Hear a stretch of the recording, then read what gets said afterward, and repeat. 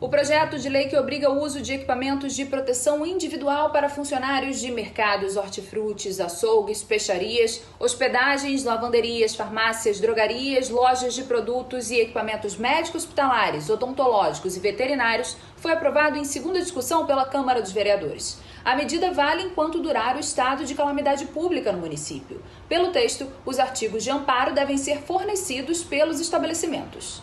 Vereadora Tereza Berger nos atende hoje para falar de um projeto de lei que foi aprovado em segunda discussão, que amplia bastante a exigência de que os estabelecimentos forneçam equipamentos de proteção individual aos seus funcionários. Não é isso, vereadora?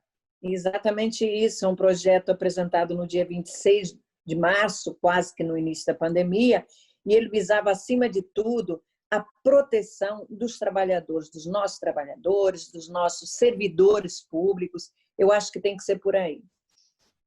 A senhora tem uma relação aí de todos os estabelecimentos que devem cumprir? Sim.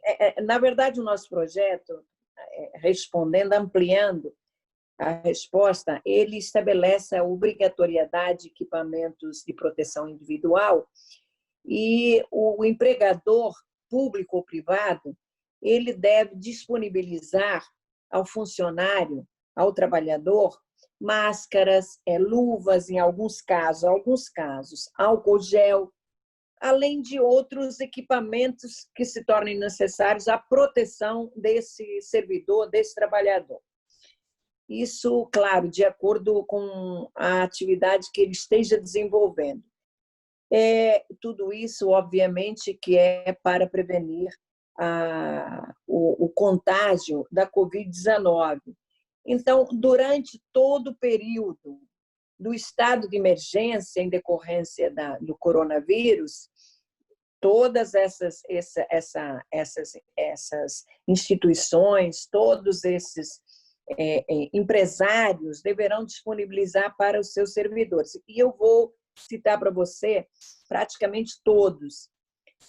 Nós estaríamos abrangendo mercados e supermercados de hortifrutis, padarias e confeitarias, açougues e peixarias, farmácias e drogarias, armazéns, distribuidoras e transportadoras de alimentos e de produtos de interesse sanitário, comércio de medicamentos veterinários, importante isso, alimentos e produtos de uso animal, hospedagens, lavanderias,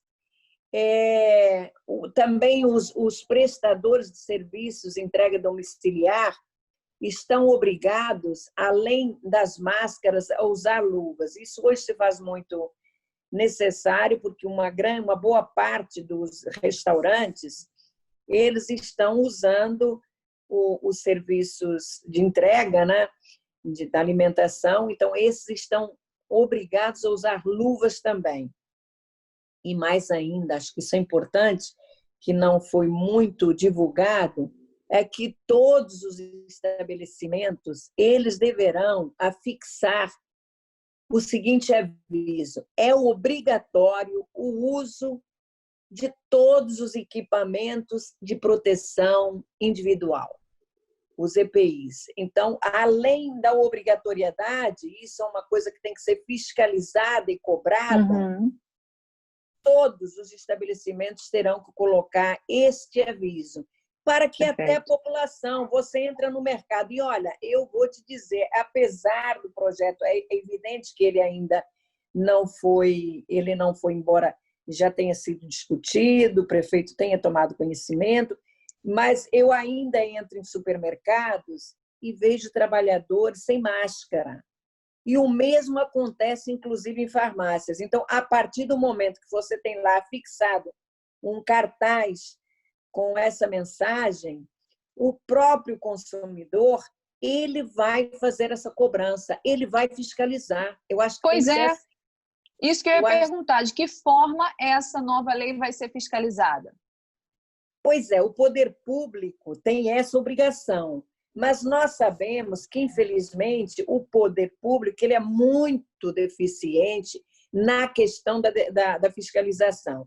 Então, nada mais importante do que a própria população, porque a população ela pode ser a vítima. Ela entra num estabelecimento cujo funcionário não está usando o EPI, ela pode ser contaminada. Então, ela vai ser a grande fiscalizadora do uso desses equipamentos. E de que maneira a senhora identificou a necessidade de ter essa iniciativa, de estabelecer que os patrões deveriam fornecer os EPIs? Não foi muito difícil. Eu te confesso que eu comecei por mim mesma. No primeiro mês, e agora mesmo, se eu vou ao supermercado, talvez até exageradamente, porque eu sempre tenho um álcool gel na minha bolsa, evidente. No carro também tem lá um vidrinho menor, enfim. Mas eu comecei a sair aí ao supermercado, farmácia, fiz o isolamento imediatamente, que eu acho que é a coisa mais importante, o isolamento, mas quando por necessidade eu tinha que sair, eu usava luva e usava máscara. Nunca saí sem máscara, mesmo num primeiro momento em que não havia exigência de máscara. Então, eu comecei a sentir essa necessidade. Eu protegia o outro. Imagina, mas se o outro estiver sem máscara, ele pode me contaminar, não é? Então, na verdade, a máscara ela é, acima de tudo, para proteger o outro, não é? Então, eu comecei a perceber que essa era uma necessidade, que se todo mundo usasse máscara, com toda a certeza, o contágio ia ser muito menor. Partiu daí, partiu de mim mesma. Então, e aí se somou ao fato de saber que muitas pessoas não têm, muitos trabalhadores não têm nenhuma condição de comprar máscara. Então, nada mais justo que o patrão, que o empregador fornecesse esses equipamentos necessários à segurança do trabalhador e daqueles que ele atende nas suas atividades. Vereadora, apesar dessa norma ser bastante abrangente, a senhora acredita que agora, com essa retomada das atividades econômicas, essa lei vai se fazer ainda mais importante de ser cumprida? Sem dúvida, ela é extremamente necessária, ela tem que ser cumprida e, mais do que nunca, os trabalhadores, as pessoas têm que se proteger. Eu estou, inclusive, muito preocupada com essa flexibilização do isolamento. Eu acho que nós, essa semana, tivemos na Câmara uma reunião com o Comitê Científico, claro que composto por pessoas muito qualificadas, mas que me deixou extremamente preocupada, porque, primeiro, esse comitê oficialmente ele não existe ata de sua instalação, não existe absolutamente nada.